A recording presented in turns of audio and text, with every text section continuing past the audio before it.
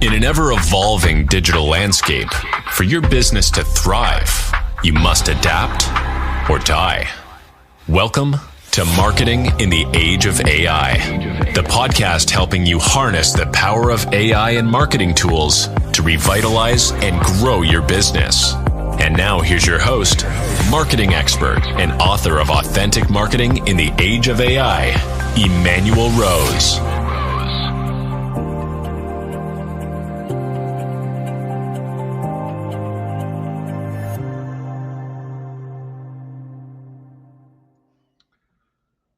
Welcome to this episode of Marketing in the Age of AI. I'm your host, Emanuel Rose, and today we have the privilege of learning from Mark Herschberg, a true polymath in the world of technology and business.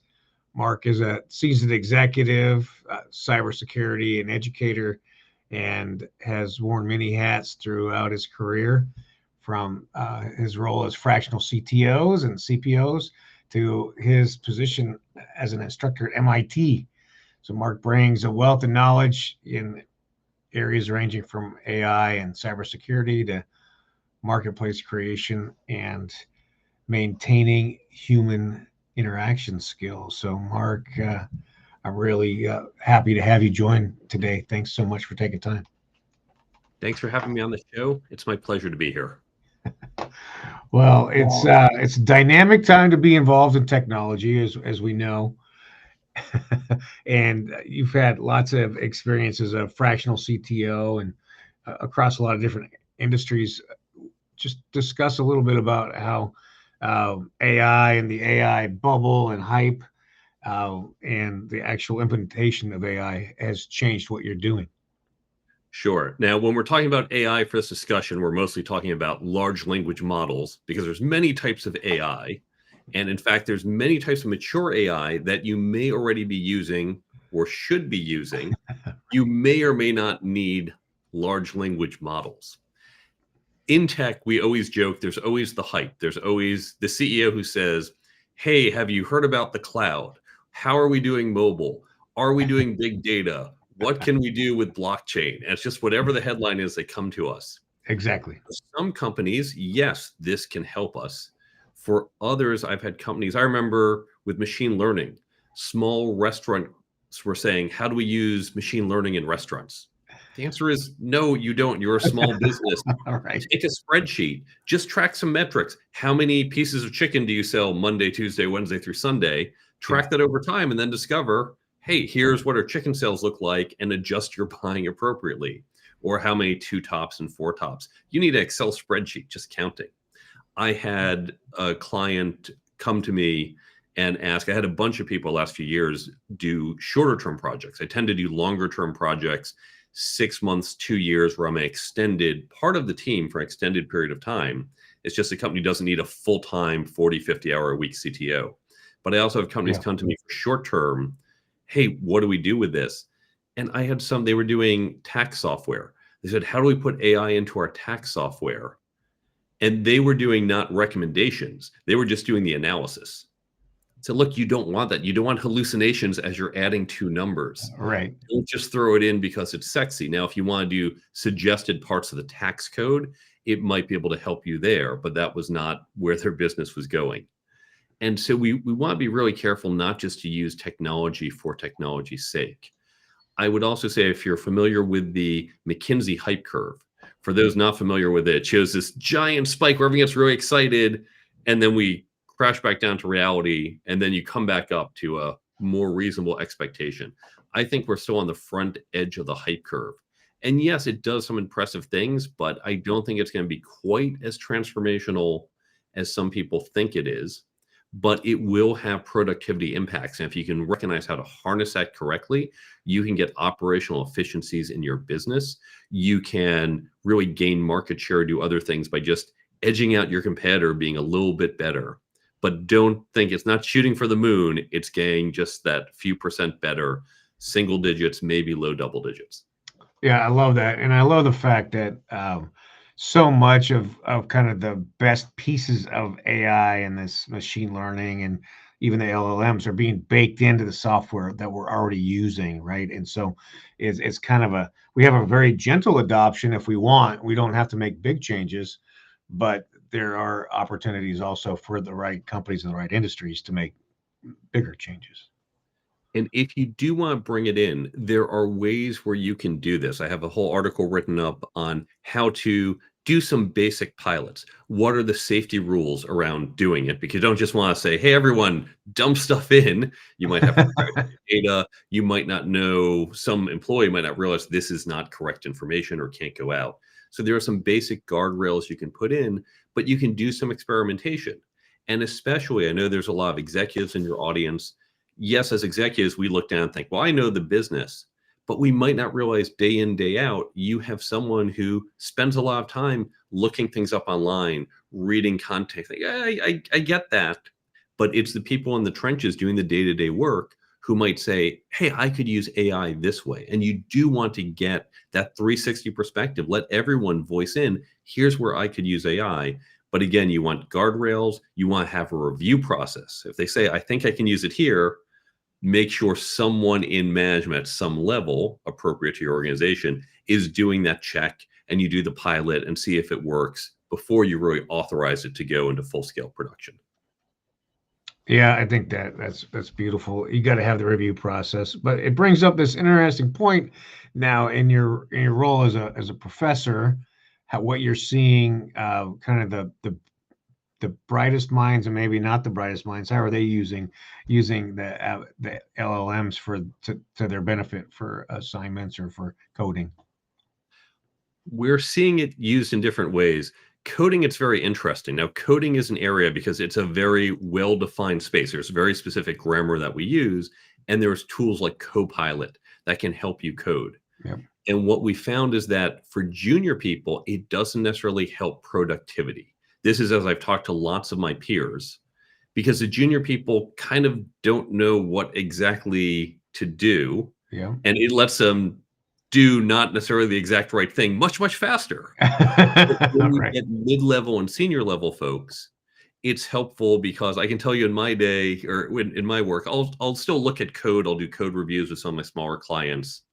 I don't spend a lot of time on the command line, but if I have to get in there, if I have to code, I don't remember where to put the semicolon exactly. Right. But this will tell me, but I know the right thing to do because I've been doing this for years. You get the big picture. It's similar to, imagine if you have a doctor, someone right out of school might not just have the familiarity with all the different diseases. Yeah, it was thrown at them, but really most patients are not going to get some bizarre random disease. Yes. And that information, they're not sure how to do that pruning. When you have a seasoned doctor says, I'm noticing a couple conditions. I need to go check the PDR, the physician's desk reference, or some other things. At my years of maturity and experience, I just don't remember those little details. But my gut and experience says this is where we need to go. That AI is going to accelerate you going down that rarely trod path. And so I think AI, that as you get to the mid and senior people, it can help more with those rote tasks. If you just give it to junior people, they may not have, I'm talking people 0 to 2 years out of school, maybe 0 to 5. It really depends on the industry, the complexity of the job. They just don't have that maturity, that experience. I'm talking domain experience, not personal maturity, Right. to know exactly how to use AI to accelerate them, and they might go down the wrong path. Yeah. And what are you seeing in the ways that they're using it in their schoolwork right now? Schoolwork, it's a big challenge because everyone's saying, well, the written stuff, we don't, within calculus, there's not a lot of AI that can do your differential calculus for you yet. Yep. So we know the students are mostly doing that, but they've been looking up other things online for a while.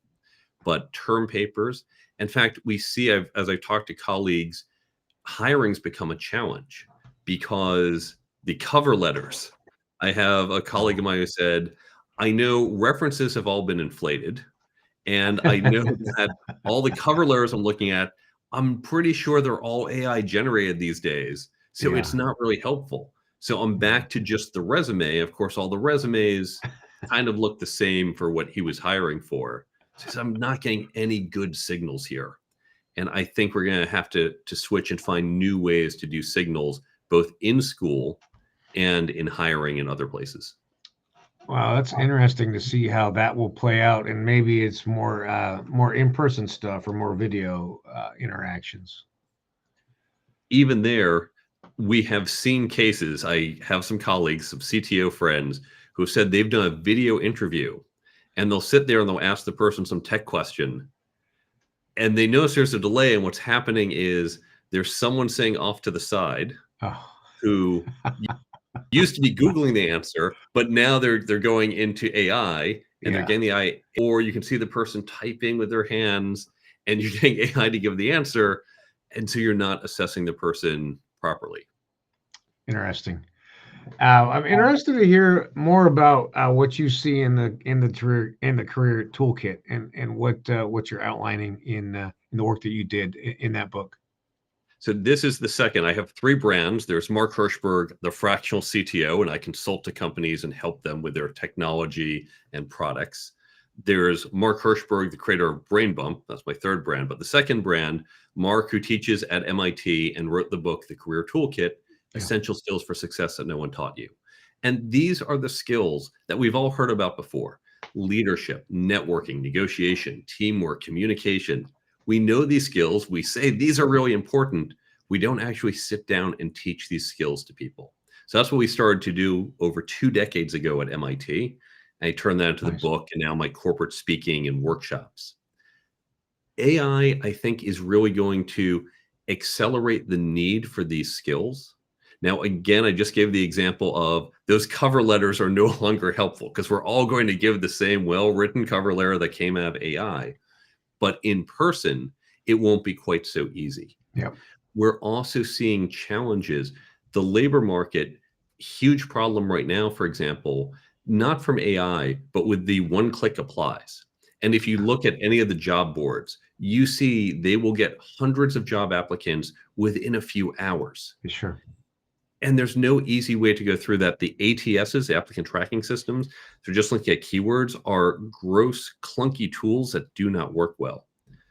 Networking is the way you can bypass this Right. and get in and send the right signals, especially if you didn't have the exact 6 words that they needed on the ATS. You only had 5, but the other made sense. I even talk about that in the book.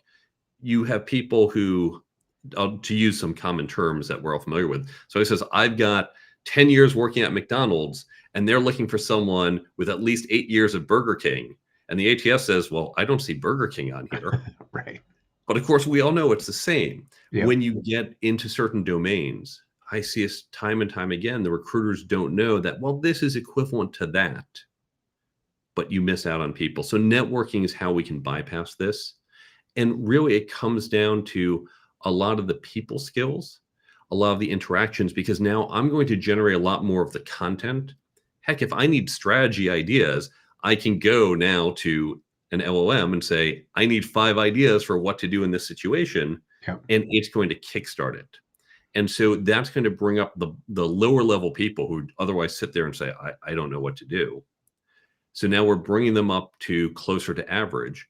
And it goes to the skills of, are you just better than average at that? But it's not just here's the strategy. How do I take the strategy and work it with my peers? In my case, with the CFO, with the VP of sales, with the other executives, and hone this strategy really to work for the company and not just take that generic answer. And so that's where these interpersonal skills are really going to help us step above this sea of just mediocrity coming from the LLMs. Yeah, it's interesting. The idea that it's emotional intelligence is one of the differentiators as we move forward out of this. Where does that fit in, and how do you learn how to be emotionally intelligent, or how to be a good networker, or those types of emotionally intelligent behaviors? The good news is these are learnable skills. This is what trips a lot of people up because we see natural networkers, natural leaders. We also see people who are naturally good at playing baseball or playing the violin. Yeah. And there are people like that. I'm not one of them for either of those. But if you sit there and take lessons and practice and train and learn, you can get better than someone who just had that natural ability but never worked at. So for all the skills we're talking about, they are learnable.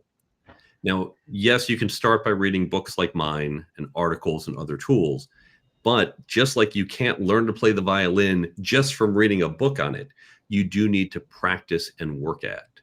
Now, in my book, each chapter has a different skill. The start of each chapter, and you don't have to read in order. You can jump right to chapter 8 on networking. Skip one through 7 if that's what you want to learn.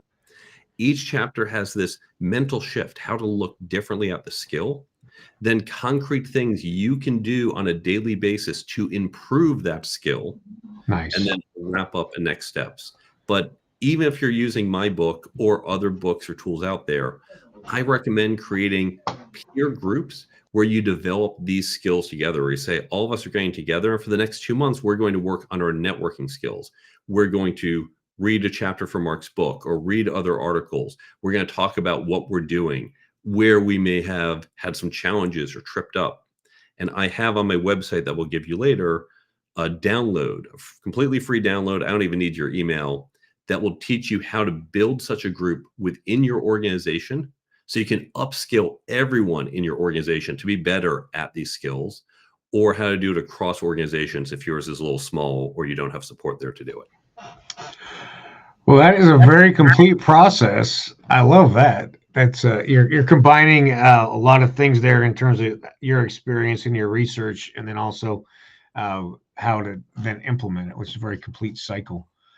I'll throw in one more tool, the Brain Bump app. So my third brand, the free Brain Bump app, which you can get the Android and iPhone store, that has the tips from my book, but other books, blogs, podcasts, because again, you're reading this in one location, but you're needing it in a different one. When you read my networking tips, you're probably at home, and then a month later, you're at an event.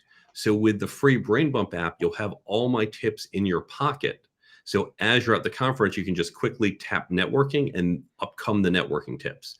Or if you're trying to get better at being a leader, just pop up the leadership tips, or even ask for like a daily affirmation. You set the time, maybe 9 a.m. each day, you get that leadership tip right as you walk in the office. So all these tools help take the knowledge that not just me, but many other experts in their fields have put into the app completely free, and will deliver to you when and where you need it. Because again, it's about practicing in the field to really hone these skills. Well, that place utility is a nice addition. What are you seeing are kind of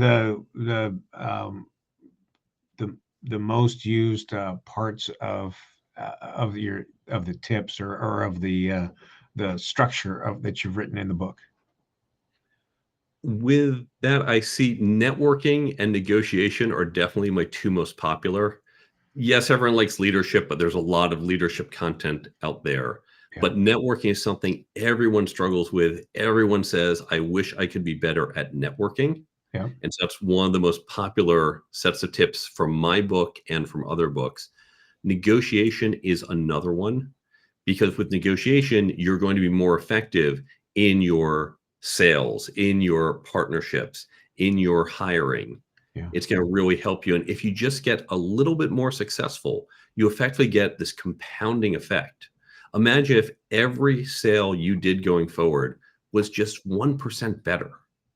That's not a huge lift. If you just learn to negotiate a little better, you can get 1% more value easily out of many of your negotiations. And what's that going to do to your bottom line and to your company? And it's not just your sales, it's also negotiating partnerships. It's negotiating with your employees to say, hey, listen, I need you to work really hard to hit this deadline, and I realize I have to make it up to you some way. That's not necessarily a cash transaction, but it's how do you get people to align to hit a goal, because that's going to help your company hit some window to really grow. So those two tend to be the most popular topics. For individuals, I'd say career plans are also pretty important, less so for the executives when I talk to them. I love it. Well, Mark, how do people get in touch with you if they want to talk to you about CTO, or about how they can integrate AI, or how they can integrate some of the things from your book? 3 different ways, because we've talked about 3 different brands. For my CTO work, easiest just to find me on LinkedIn. So you can search for my name, Mark Herschberg, or if you just remember Hershey, just like the candy bar, it's LinkedIn/IN/Hershey, HERSHEY. For the book, if you go to the careertoolkitbook.com, that's my book's website. You can see where to buy the book, Amazon, elsewhere, physical, electronic. There's a number of free resources. I put out articles every week. There's the download, the first download on the resources page for how you can build up that peer learning group, and a whole bunch of other free resources, plus links to LinkedIn and my other social media. And then we also mentioned Brain Bump. It's free on the Android and iPhone store, or you can go to brainbumpapp.com. And if you go to brainbumpapp.com, you can follow links to the stores, and there's a 90-second video showing how the app works, completely free. So you can download it, have it all in your pocket, and take it with you to use those tips every day. All right, we'll make notes of that in the show notes as well. And I want to say thank you very much, Mark, for taking the time to talk today, and especially for the work product that you've put out. It's amazing aggregation of your experience and your leadership. So thank you for doing that. Thank you for the kind words. You betcha. And I appreciate you being on the show, and I hope we can talk again.